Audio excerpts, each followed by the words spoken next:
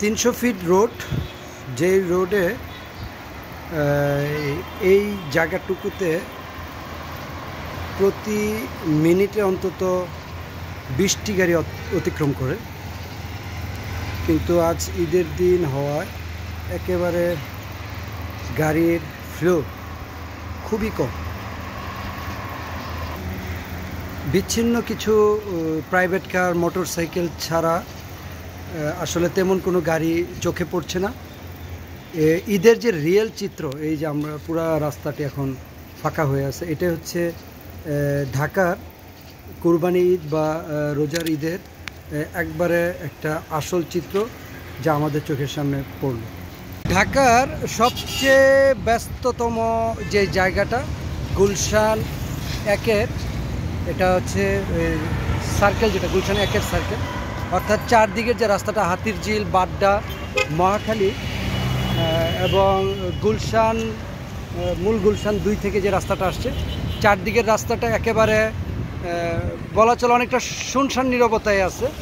কারণ গাড়ি যেখানে মিনিটে প্রায় 200 গাড়ি এই রাস্তা দিয়ে অতিক্রম করে, সেখানে আমার মনে হচ্ছে মিনিটে এখন 2টা গাড়ি অতিক্রম করছে।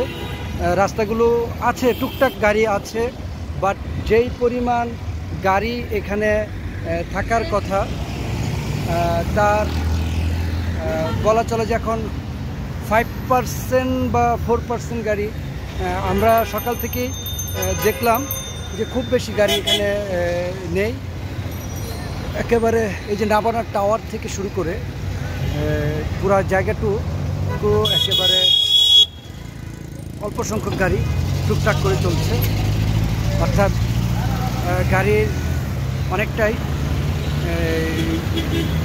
যে খুব রিল্যাক্স, বা সবাই খুব জরুরি প্রয়োজন যাদের আছে তারাই বেরোচ্ছে। এবং মানুষজন তো আসলে ঢাকাতে এখন তেমন মানুষজনও নেই, যার দরুন গাড়ির সংখ্যা অটোমেটিক্যালি কমে গিয়েছে, এবং যা আছে তারা এখন হাটমুখী, খুব কম সংখ্যকই রাস্তায় বের হচ্ছে। প্রগতি সড়ক বাংলাদেশের অন্যতম ব্যস্ত সড়ক, যে সড়কে ঈদের লম্বা ছুটি ছাড়া এই ধরনের দৃশ্য কালে বদলে খুব রেয়ার, অর্থাৎ বছরে 2 থেকে 3 দিন এই ধরনের দৃশ্য দেখা যায়, যা কল্পনাতীত। এই রাস্তায় একমাত্র রাস্তা, যে রাস্তা দিয়ে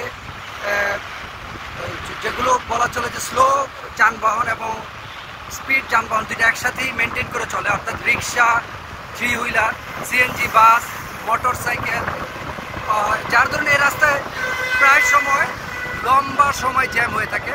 কিন্তু আজকে এই ঈদের দিন এবং গতকালকে আমরা গুলশান 2-এর যে চিত্রটা দেখলাম, এটাই আসলে ঢাকার ঈদের একটা রিয়েল চিত্র।